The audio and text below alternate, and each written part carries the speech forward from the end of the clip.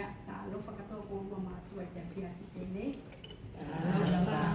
malu na bikin ng taway nga pitaman na silangi awa ko awya may tato kitelo tu pa kini di masila tele iya mo di pakastay di matua palitua ya mel mo ti amanuanga o mafayo mawa niau ke pola niau te muka mai no te pinatusta ya kitene iya ko taku matua maua mai te salamo selau wafitu te lan kai tamu kan tato kasi te lima tumu katoa ye te payu katoa a ko fili ne te payu mua fai pene pakamole se matua fai tau mai ka te ia te payu mua salamo selau wafitu tasi pakamole sa fai se fai te ne te aliki te fale e se ai se au ngā e ngā lue pua iei a te tūnga whale, o te tupunga whai whale.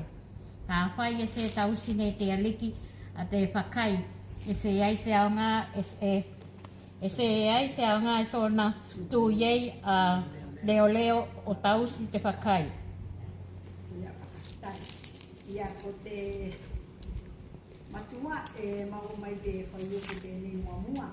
Ka whai e se whai tene te aliki a te whare, e se ai te au ngā, e ngā lue fua iei a te punga whai whare. Ka whai e se tausi ne te aliki a te whakai, e se ai te au ngā, e se ai te au ngā, e sona tū iei a leo, o tausi a te whakai. Te manatu whakawai ta plaunga e whai pēnei, ke whai te aliki, o tu funga e whai te iei a te kāinga fia. Ke whai te aliki, o tu funga e whai te iei a te kāinga fia. I te olanga e ola i tātou a te kāinga, o te toe mea tā ua e loa te kāinga ke lisiana. E tali tonu au me te kāinga, te māwhutanga ne whai te ne te atua, mai te kāmatanga loa te lalolanga. Ne whai te ne te atua a tamu moewa, whakatapu ne ia te la kāinga, kai muna atu pēne, ke uola te lua kāinga. Ko nei a muna whakamanuia te atua, e whakasi mai ki a tātou. Me fia te atua ki te olanga, whakakainga, kai ne whakamanuia whoki nei ia. E pēnei mo muna whakawai, o te matua te fiafi tēnei, ka whai se whai te nei te atua a te kāinga, e se aisi au ngā o te tamana, o te mātua, ke oko ki whānau. Ka e ona ko te atua, ko te whakawai papa tēnā o te kāinga. Te tāua te whakaasinga te whai salamu, a wā, o te atua fua e toko tasi, o te whakawai papa mautakitaki, o te kāinga. Te atua ni whai te lia te langi mo te larolangi mo mea katoa iei, o ia whoki e pule katoa ne ia na mea ni whai te. Whai mai te salamu, ka whai se whai te ne te atua te whale, ia mo te kāinga e ngā lue fua kāmuta, ka e kupale o lo tau ngā luenga. Taina mātua te fiafi tēnei, au mai te aliki ke whai mu whakawai papa mautakitaki o tā kāinga. E tēnei te atua o te tufunga whai te whale. E lua lei nei a ko ngā konga, mo mai wainga tau langa whakamātua, whakatupuna. E uke tūlanga ne whakatamala tāua, i loto i te o langa, tā whanau, tā mokopuna.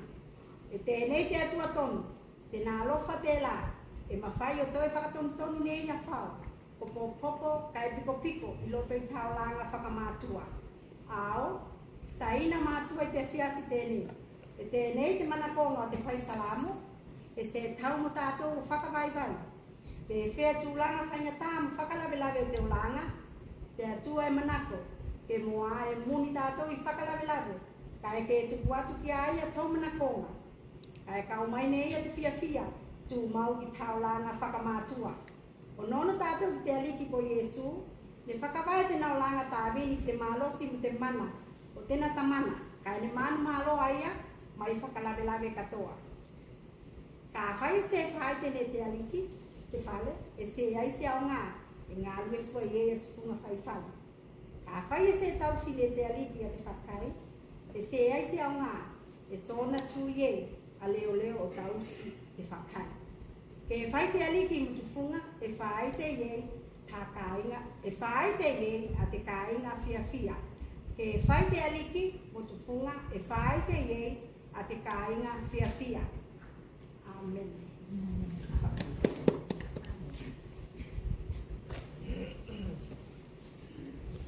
whakawhai te nāko i te ata, te tautaua. Mo whai o mau ne tātou te whia white ni, ko i whamwhamu mai te tātou a atua, e o ranga te whai te ariki mo tupunga, tā ina whia whia.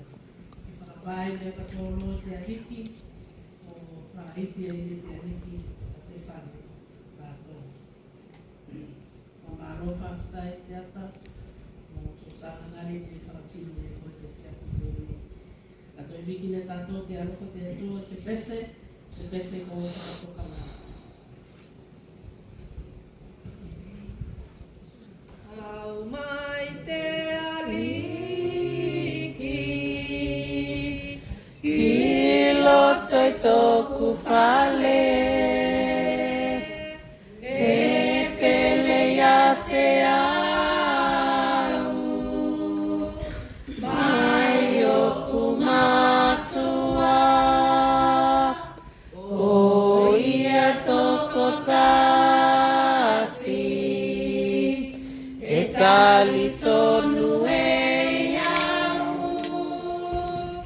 Konei a mea kai, moto o langa, e tonu taku tama, ko ai e lango nangina,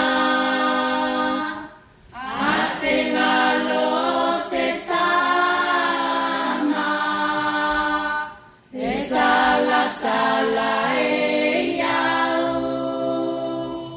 e ngalo e loa, ki te whakaotinga, aku tama katoa, au e tonu. Taku tama, ko ai e lango nangina, a te ngalo te tama, e sala e iau, e ngalo e loa, I te whakaotinga,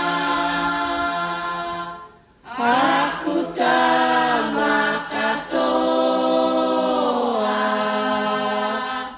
au e tonu. Kutua i o whakaotine am tātou se taro, a kunei mona tu e te rāu whaatai lasilo te whamanosi mai o koro mātua, o te tapokinga koro me te māsinga tēnei. Nei se iro rātou me whai tu sanga, a whia white nei, ai nei se iro te whakau, pāua, me whai o maone tātou, au lou tātou ke te whia white nei, e whakaotine a tātou se tau. E mārunga whaero wikinga mo tā rainga te atua te mana. I whaatai mātou o mawhai o kumia te sāminga o mātou e te whiawhite nei tau karawharakasi mai. E whakawhoki whaero nei mātou o te wikinga mo te whaatai ki a koe, o na o tau alofa o tau whakamarauni, o tau ange nei mo mātou. Te mo mawhai o kumia. Tara mātou i te itogane i te ariki, e tū maulo tau kau whakatasi mai, soani mai te mātou, mai se roto māwhuta mai mo mātou i teimi katoa i roto o langa, ai mai se roto o langa ka mātua i loto te, i loto i roto ka ainga, i loto i sosi whakakutonga i kaupia, ai mai se roto i loto i tau whakao ngā. A ke whamangia mai nei koe mātou katoa te ariki, Nisi o ngā rofa ka mwhai o mau nei mātou i te tūrate i te atua. E toi whakawhuki atu nei mātou se waenga ko riki o mātou whakao ki tau ngā mena i te whekutene. A ke i runga i a mātou e te Maria file mo ko de ko mo semana Yesu Kristo te do whakaora maafutanga se mo te sia mo ko yang tapu nei ke o ko atu e lo te sena tamai e lo